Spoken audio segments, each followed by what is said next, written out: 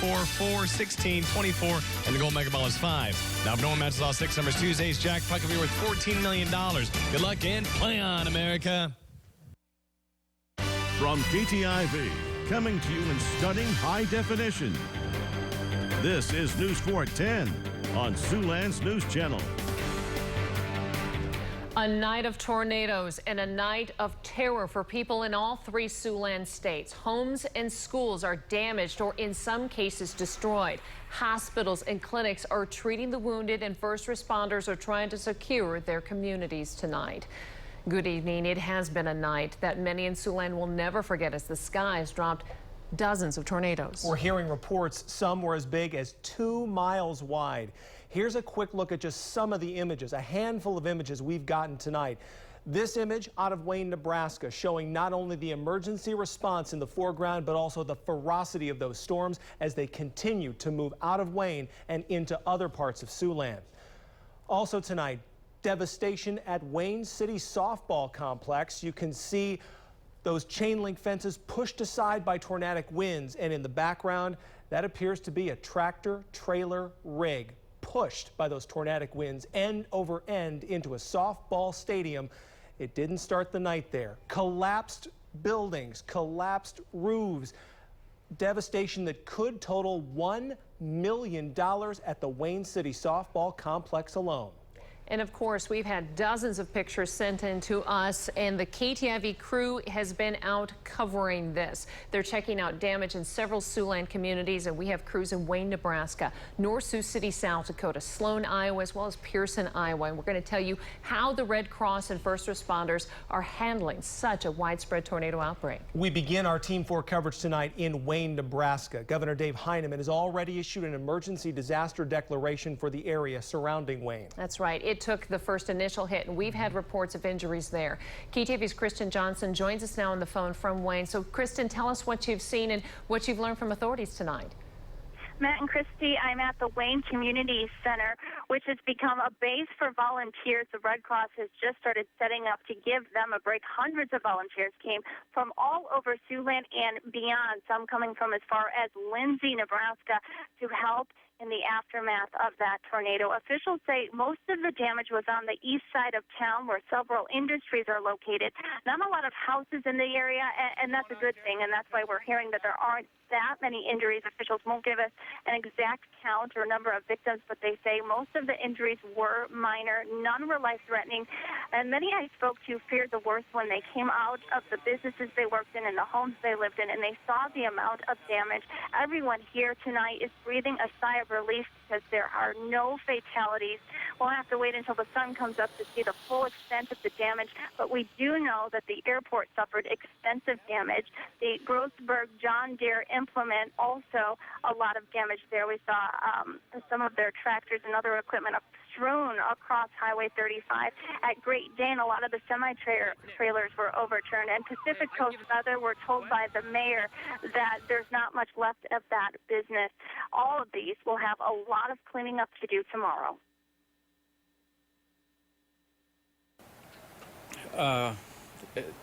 It's tough to hold tears back. I work on that side of town. I know business owners on that side of town. I know people, that use the airport, and there's some pretty valuable things that, there's several storage units over there, and just the amount of loss that there is, it's heartbreaking. That was Mayor Ken Chamberlain, mayor of Wayne. Obviously an emotional night for everyone, but as I said before, they're breathing a sigh of relief that everyone is accounted for and that there were no fatalities. Now, a chemical company, Van Diest Supply Company, there was a little bit of a scare earlier today that there may have been a chemical leak. That was contained. There's no more concern there. The destruction starts about 6 miles out of town. The mayor estimates that the damage was a half a mile to 3/4 miles wide. A lot of barns and other sorts of farm property were also damaged, but like I said, we'll get a better idea of that in the morning. And Christy, back to you. All right, thanks so much. That's Kristen Johnson on the phone in Wayne, Nebraska. And of course, we said it was one of the communities that was hardest hit early on this afternoon. And Jody Fall, who is a spokesperson for the Nebraska Emergency Management, well, she says early reports indicate that a majority of the buildings damaged in Wayne were businesses. And we could see that from the video.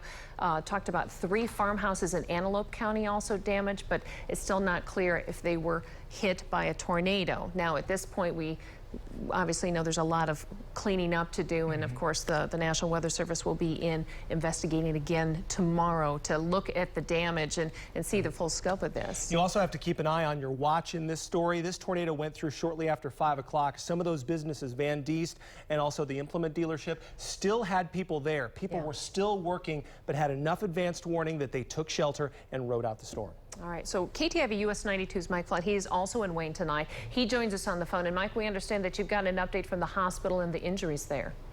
Well, that's right. Speaking of that timeline, at about 7:05, the first trauma patient arrived at Providence Medical Center, according to Sandra Bartling at the medical center. Shortly after that, 7 walking wounded made their way into the local hospital as they declared a code yellow, which means that it's a disaster response, and all available medical personnel and nurses were called into the Providence Medical Center, including those from other counties.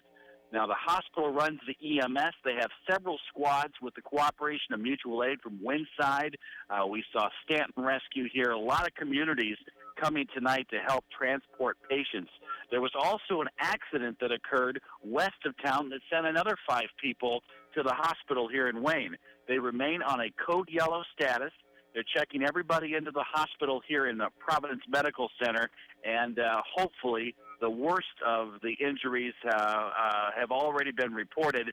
I know that there are some rescue personnel still searching areas just to make sure. And right now, the biggest threat that remains, especially in rural areas, so many power lines are down that law enforcement and rescue officials are working with the power company, careful not to cross those areas as they conduct a search and rescue mission. Reporting in Wayne for News 4, Mike Flood.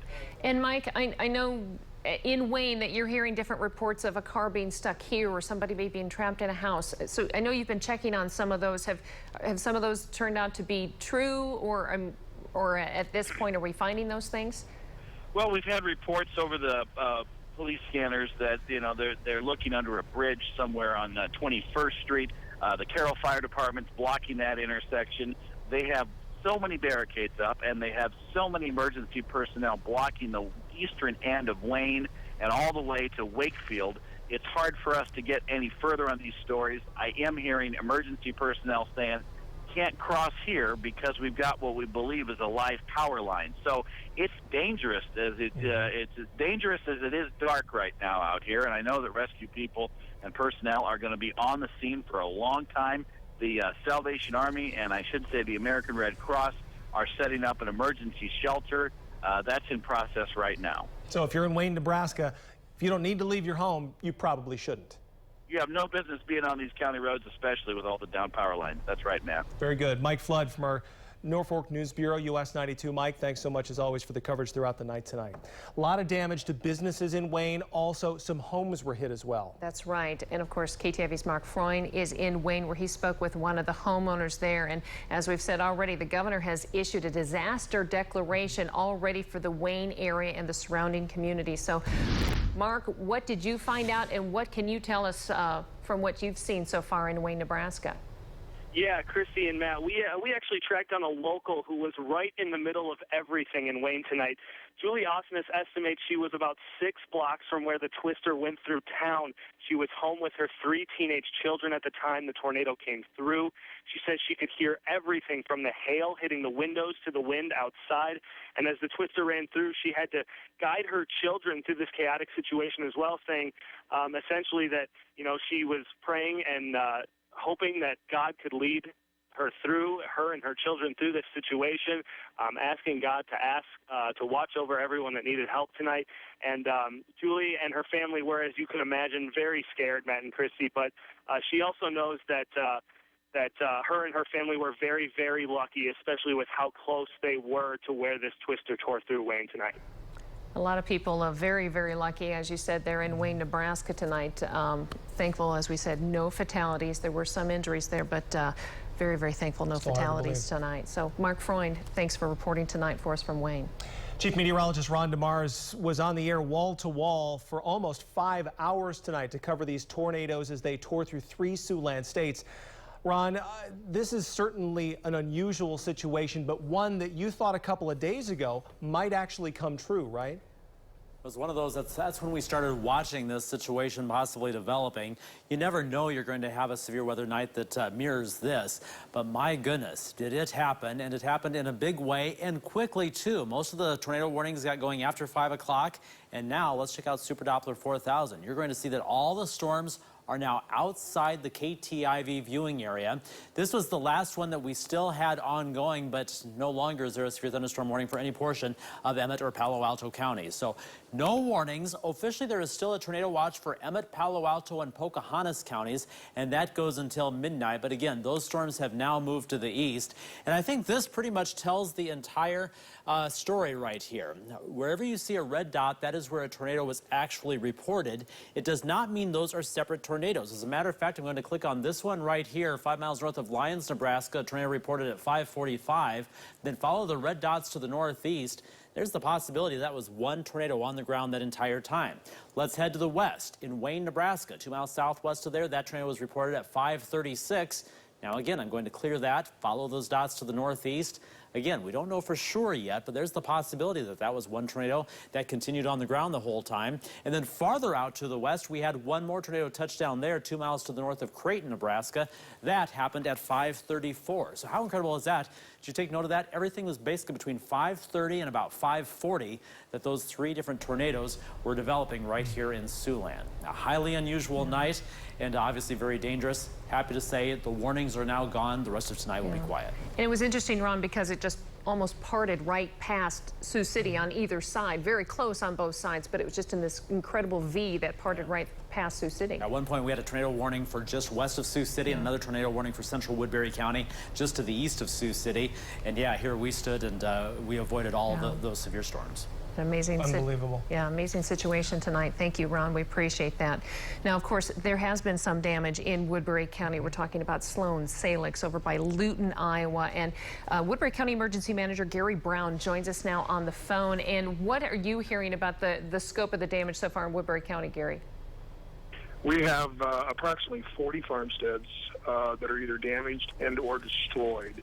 The damage path appears at this point to be more than 40 miles long, and it places it's at least a mile wide. We have several livestock operations that have been destroyed. We have numerous several of these where the livestock is no longer contained in their pens. So we've got the farmers are working to round up their livestock now, but we have got significant damage in a diagonal from about Sloan, Iowa to Pearson, Iowa. Gary, what I find most interesting about this, no matter where we look, no matter where these tornadoes touch down, we're hearing about injuries, but not fatalities. What's the tally in Woodbury County tonight? So far, and we're far from being done, the crews are out there doing search and rescue. We got several fire departments in the Woodbury County Sheriff's Department out doing search and rescue. So far, we've got no injuries or no fatalities. But again, we're not done with that search and rescue operation. So are we hearing any reports of people trapped in their homes, or, I mean, were they able to seek shelter tonight? I've not heard any of the personal stories out there. We've been really busy with trying to track where this damage path is at and making sure that we're doing a good grid search of the area. So I don't have any firsthand accounts in here yet from people who've been impacted.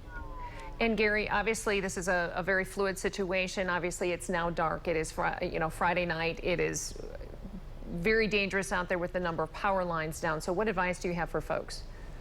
The biggest favor everybody can do for us at this point is stay out of these damaged areas. This is extremely dangerous out there. We've got numerous power lines down. We've got livestock that's been no longer in their confinement, and we've got crews out there working. So we're going to take a pretty straightforward approach that if the area has been cordoned off, if somebody goes around to barricade, they'll be met by law enforcement. So we need the time and the space out there to get this situation under control and get these power lines off the roads and stuff, so we're begging people to stay out of this damage area. There'll be plenty of video on the news and on the social medias for you to see. All right, good advice. Thanks so much. Gary Brown, Emergency Management Director here in Woodbury County. Kaya Gosman has been out throughout the night in Woodbury County in the Sloan or Salix area. That's where some of that damage occurred with those rural homes and rural outbuildings. And Kaya, what do you see where you are tonight? Well, trees were torn apart, power lines were down across farm fields, and pieces of metal from silos were stranded everywhere throughout the farmland. Cows escaped from a local dairy farm on the road. Some of those trees collapsed into homes, but at this time, no one is believed to be injured in that area. Luckily for one family, they weren't home at the time that the tornado ripped through their area. And that at my parents' house and had known that the storm had blown by, so we came out here to check on things and came to home to find this. Carrie and her 2 children moved from this home, or to this home, from Sioux City after the death of her husband 2 years ago. They arrived tonight to find the house unsalvageable, and they're just not sure what to do next. I'm upset. I don't know where to go with it. I don't know how to feel at this point. It's been a rough 2 years, and this kind of just adds to it. The family will be staying in Sioux City until they can find a permanent solution as the situation at their home is assessed. The scene hadn't been fully investigated yet, but the family does believe that the home is structurally damaged beyond repair. And just looking at the video there, obviously it's dark out there. Sometimes the video, it's hard to tell what our cameras show versus to actually see it in person. Obviously, it's very, very hard to comprehend once you see it in person, Kaya. Absolutely. There were cinder blocks strewn about. Their garage was actually taken all the way over their property and into the grove in the neighboring piece of land. So they had a lot of damage to deal with, and they said most of tomorrow will definitely spent seeing what they can even salvage. All right, thanks for that report tonight. That's Kaya Gosman in Studio B. And of course, Al Jones has been out and about as well tonight. And you went up to the Windstone development up near North Sioux City, South Dakota.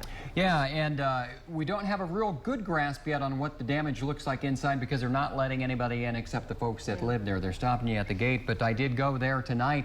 Let's go ahead and take a look at the video here, and I'll tell you what we're looking at. This is right outside the gate at Windstone, and it had been reportedly blocked off by these trees, these large oak trees that were down.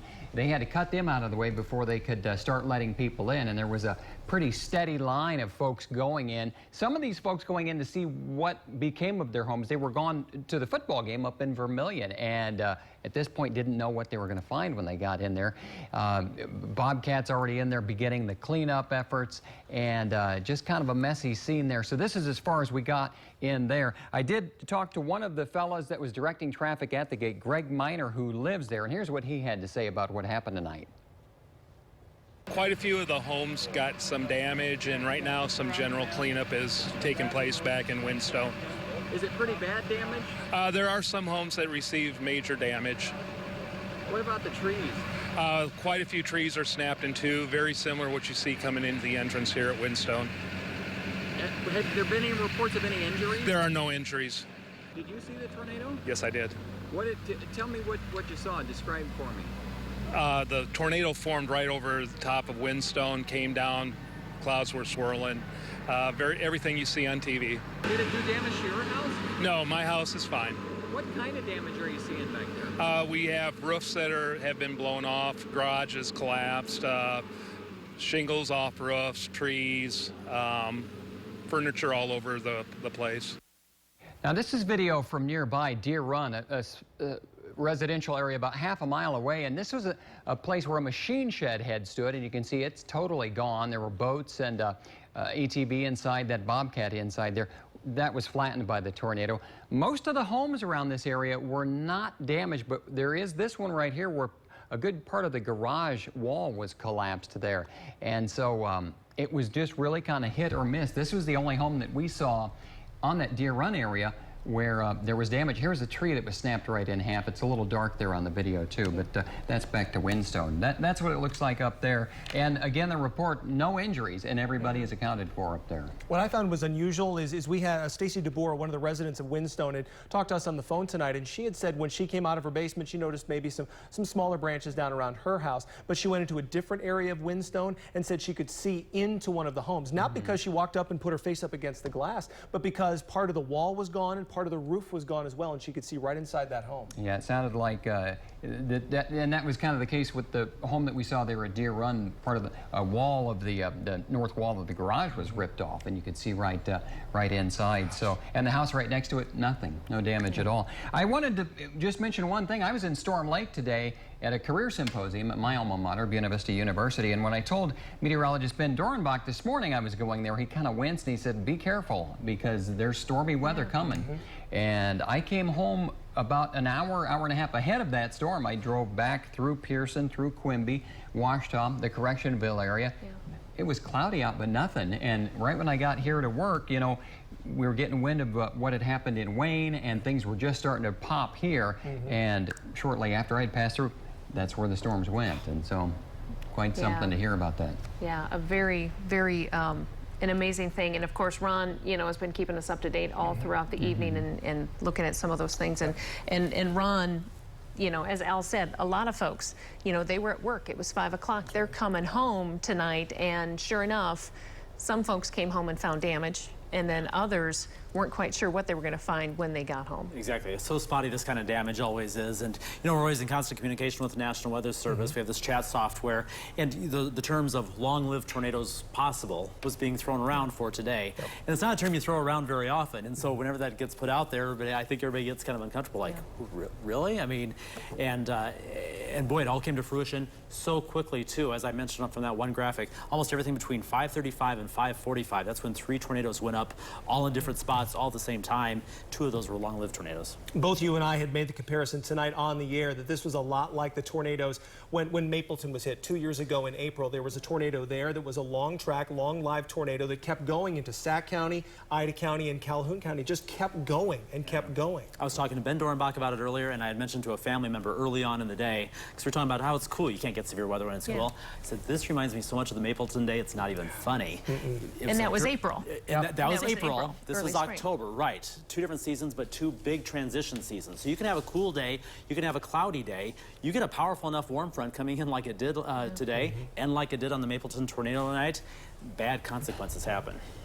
Yeah, it was definitely, you know, and it's a scary thing because I was actually at home this afternoon. I was at home this afternoon and seeing some of these things happen. You could just tell there was something in the air, you know. And as you were driving, it looks fine, but you could just tell something was going to happen tonight. Well, and knowing that it was in the forecast too, it was just kind of the ominous waiting for it to happen, waiting for something to happen. You see a moderate risk of severe weather and your ears perk up. You immediately pay more attention to every forecast that comes out because you know that with every forecast it could increase the chance of severe weather and those tornadoes. And of course, a lot of folks were heading out to football games tonight. It's Friday night. That's what small towns and even larger communities live for on their Friday nights. And of course, we had the Sports Force crew out ready to cover some games, including KTIV's Nick Filipowski. He was out in northeast Nebraska when the storm hit. And he was actually one of the first in Wayne to see the damage. And he joins us now on the phone. And Nick, we understand there was a close call for the Wayne football team. Well, good evening, Matt and Chrissy. That is correct. Not only Wayne, but West Point Beamer as well. Tonight, in fact, was supposed to be homecoming for Wayne as they were supposed to take on West Point Beamer. Obviously, that game postponed because of tonight's severe weather. I talked with Wayne High Athletic Director Rocky Rules. He says that all the student-athletes and school officials were safe during the tornado. West Point Beamer arrived at the school at Wayne. They were taken off the bus, and all the students and athletes and school officials were hunkered down inside the high school tornado shelter. From my conversation with Mr. Rule, West Point Beamer has headed back home. The game has been rescheduled for Monday, October 7th. That is this coming Monday. Will kick off at 7 p.m. here in Wayne. Football, not the only sport affected by tonight's storms. Next Thursday and Friday, Wayne was also supposed to host the Nebraska Class C3 district softball tournament at the Wayne State Softball Complex. You've seen a lot of those pictures. Word that we're getting in is that complex has been completely destroyed. There's nothing left out there. Will tells me that he's contacted the NSAA, and a decision will be made Monday as to where that tournament is going to be moved to, so that these kids can play their district tournament and hopefully move on to the state tournament. Speaking of Wayne State, I also talked with Wayne State SID Mike Gross this evening. He told me the Wildcats are still planning on traveling Saturday morning for their football game against Augustana in Sioux Falls. The Wayne State team hasn't left yet. They're planning on going out tomorrow morning. Kickoff between Wayne State and Augustana is set for 1 p.m. And Nick, the good news there where Wayne State is concerned is that's a school that's on the north side of town, and all the damage here was on the east and southeastern sides of town. That is right, Matt. In talking with officials from Wayne State tonight, they said there's been absolutely no damage to campus. Luckily, outside of the Wayne State softball complex, word that when I talked with Mike Gross earlier, he said there's literally nothing left. A water well burst, and all that's really left of the Wayne State softball complex now is just that well, and it's just spitting water out left and right. And of course, Nick, we're looking at a few pictures of some of that damage of the softball complex again, and you know, anybody who loves sports and some of these things, when they see this type of damage, it's heartbreaking, but at the same time we still kind of keep going to that positive thing of no loss of life. Mm-hmm. That is correct, and I was originally tonight. I started off in Hardington for their 3 o'clock game against Winnebago, and as I was getting ready to leave to head to Crawford, which was where I was supposed to go next, they came over the PA system. They said, "Hey, we have a confirmed touchdown over a tornado. Everybody, please be safe." And as I was making my drive from Hardington down here to Wayne towards the west, you could see the sun. It was nothing but clear skies. But to the east, I mean, it was nothing but very, very dark clouds, a lot of lightning. I ran into a lot of heavy winds, heavy rain. There was water on the roads, made it very difficult traveling down here to Wayne. But luckily, we've heard from both from Kristen and Mark tonight. Injuries, there are some, but luckily there are no fatalities. Indeed. Thanks so much, Nick. That's Nick Filipowski reporting from Wayne, Nebraska tonight. And of course, on a night like this, the American Red Cross is using all its resources to help out those in need. Tammy Lee is the executive director of the Siouxland Red Cross. And what communities are your volunteers going out? Obviously, you've got a lot of crews out there, a lot of folks in need tonight. So what communities are the hardest hit? Well, we actually work with emergency management, folks like Gary Brown and Plymouth County, Union County, all those places we've talked about that have been hit.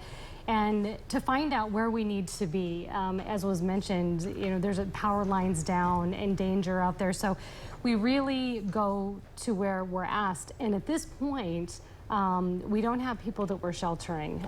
We really are preparing for what we're going to find at daylight tomorrow. So we did send a couple of vehicles out. One went towards Windstone, and as Al mentioned, you can't get in there. Yeah. And then we also had another group that went out towards Pearson, and we really spent a lot of time putting together a game plan so that at first daybreak, we really are ready to run tomorrow. What can people who are sitting at home watching this broadcast do? How can they help those people whose lives have been touched by these tornadoes?